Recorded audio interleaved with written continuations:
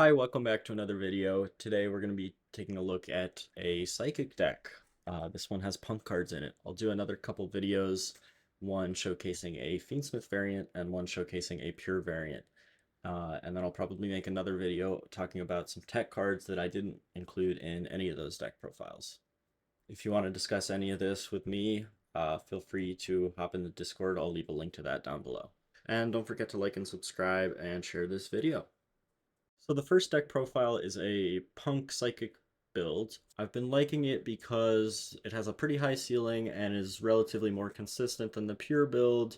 Maybe not as much as the Fiendsmith in terms of ending on half boards with two bodies on field and just turning those into Caesar, but this has been feeling nice. I think it lacks starters a little bit. You can see I'm playing Prosp in the main, but it's cool because you can play Cyframe cards and Ghost Ogre as pseudo engine. So let's get into it. So 3 Mind Procedure. This card reads, you can treat it as a non-tuner. You can also search E-Telly on normal or special summon by monster effect. And then if it's banished, you can pay 1,000 to special summon it. And you can only use one of those effects. So you cannot add E-Telly and special summon it in the same turn. Then we go 3 E-Telly. This card's great. It's searchable. It can get out Psychic Girl. It can get out Mind Procedure, which you're usually never doing. And it can get out Xiamen. It can also technically get Hush Psychic Minister and Ghost Ogre in this build. 3 Serene Psychic Girl. This is your main starter. When it's normal or special, you can banish a card from your hand. And if you do, special summon a level 4 or lower psychic monster from your deck. Importantly, this is not cost to banish. So if you get ashed, you're not just down a card. Then I'm running 2 Prototype Psychic Blaster. This is an interesting extender. I'm not sure that I love this ratio right now. I'm trying 2 and 2 of the Hush Psychic Minister and the Prototype Psychic Blaster. You can discard this card, special summon a level 4 lower psychic from your hand or banishment. When I was doing the combos at first, I wasn't considering that I could special summon from banishment with this card. So it actually makes it fantastic as an extender instead of pretty good. Then we go 3 Foxy Tune, 2 Rising Scale, 1 Xiamen, and 1 Deer Note. I tried to minimize the Punk engine as much as possible while keeping 3 Foxy Tune as the true starter, and we don't want to get our normal summon count too high, so I'm only playing 1 Xiamen. Rising Scale is really nice, and you'll see it featured in a lot of the combos. Deer Note, you need the 5 body for synchroing. This also revives a Punk card when it's sent to the grave. And then we have Cyframes. So I'm playing 2 Delta, 1 Gamma, and then you'll see the 1 Brick, the driver. Delta is a really nice piece on your board because you end on a monster negate and monster-based interruptions, but you are vulnerable to something like a lightning storm. You don't have a spell negate, and this provides that because it's searchable off Lambda, and you can activate it while monsters on the field. This also acts as engine sometimes if you're going second, especially Gamma if your opponent, say, ashes you. This is immediately a Synchro 8. 3 Ash because this deck, it does not play great into Fuelos. That is one thing that I have been thinking a lot about, is that how viable can this deck possibly be in a format with Fuelos. You for sure play the out, you play the Gamma as well. There's a place where I would main deck the Called by the Grave as well. I would definitely side it. And then Droll is another potential option, but I don't love Droll in this deck with the Charmies because you're also not immune to Droll yourself. I play 1 Pros because you don't have an incredibly high starter count. You have 12 true 1-card starters. You have a lot of good extenders in Rising Scale and the Hush Psychic, or the Prototype Psychic Blaster and the Hush Psychic Minister, but I feel that the consistency boost is needed. Imperm, Charmies, and Ghost Ogre. Ghost Ogre is nice because it not only is it searchable, it is a level 3 Psychic Tuner, so it can sometimes be a combo piece. And then the 1 Driver because you have to play it if you're playing Cyframes. So for the extra deck, starting off we have Silent Psychic Magician. This card is a 5 generic Psychic Tuner. It's Earth. If it's special summoned, you can target 1 level 4 lower Psychic monster in your graveyard or banishment. Special summon it.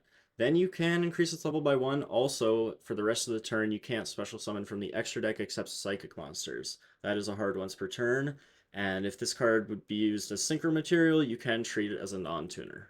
This card is really nice because it enables synchro climbing with banished or cards in grave. Next I have Omega. I don't think this is a must pick, but it can come up in some combos where you have extra bodies. If you have a strong engine hand and you want to rip cards out of the opponent's hand, sometimes you can do it twice. I actually have a combo where I end on full board and rip 2 cards.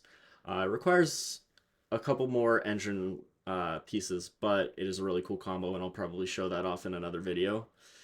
Next, Punk Jam Dragon Drive. So this on Synchro Summon will pay 600 to either Foolish or search a level 3 Psychic. And importantly, you can overlay into Punk Jam Fever, which requires a Punk Fusion or Synchro. Once per turn, you can Xyz summon it that way. You can pay 600, detach material to draw a card. Generally, I'm not doing this. It's usually just there to check Nibiru, because when another monster's effect is activated and you have a level 3 Psychic monster in your grave, you can detach 1 material from this card, negate the activation, and if you do, destroy that monster.